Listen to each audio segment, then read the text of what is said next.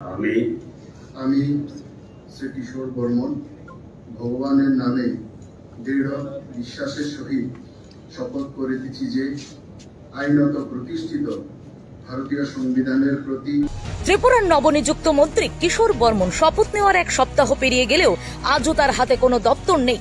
মুখ্যমন্ত্রী মানিক সাহা নিজের হাতে 15টিরও বেশি গুরুত্বপূর্ণ দপ্তর রেখে একদিকে ক্ষমতার কেন্দ্রীকরণ করছেন, অন্যদিকে দল ও প্রশাসনের ভেতরে এক অস্বস্তিকর পরিস্থিতি তৈরি করে তুলছেন।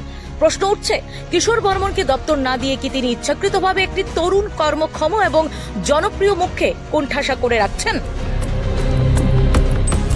এই বিলম্ব নিছক প্রশাসনিক গাফিলতি নয়, বরং এটিকে দেখছে রাজনৈতিক বিশ্লেষকরা একটি স্পষ্ট বার্তা হিসেবে।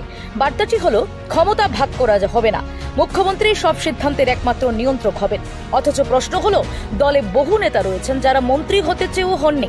সেখানে যাকে মন্ত্রী করা হয়েছে তাকে কাজ করতে না দিয়ে বসিয়ে রাখার মানেটা কি? এটা কি নেতৃত্বের অভ্যন্তরীণ দ্বন্দ্বের প্রকাশ নয়? তীব্রমথা সমর্থিত সরকারে বাঙালি এবং উপজাতিদের মধ্যে রাজনৈতিক ভারসাম্য বজায় রাখার কথা বলা হলেও বাস্তবে কিশোর বর্মনের মতো একজন বাঙালি নেতাকে এইভাবে হালকা করে রাখা সেই ভারসাম্যকেই প্রশ্নের মুখে ফেলছে।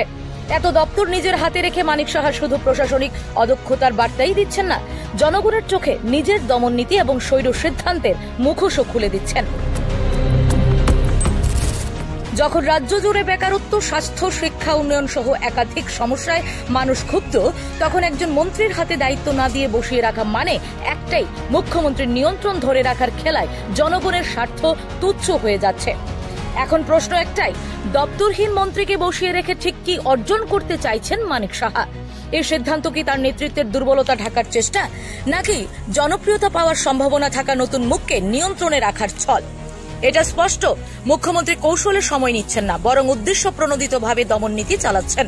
আর এর মূল দিচ্ছে রাজ্যবাসী। একজন দপ্তরহীন মন্ত্রী, স্তব্ধ প্রশাসন আর বাড়তে থাকা জনগণের অসন্তোষ নিয়ে রাজ্য রাজনীতির মাঝে চলছে নানা গুঞ্জন। Bureau report, Tripura TV.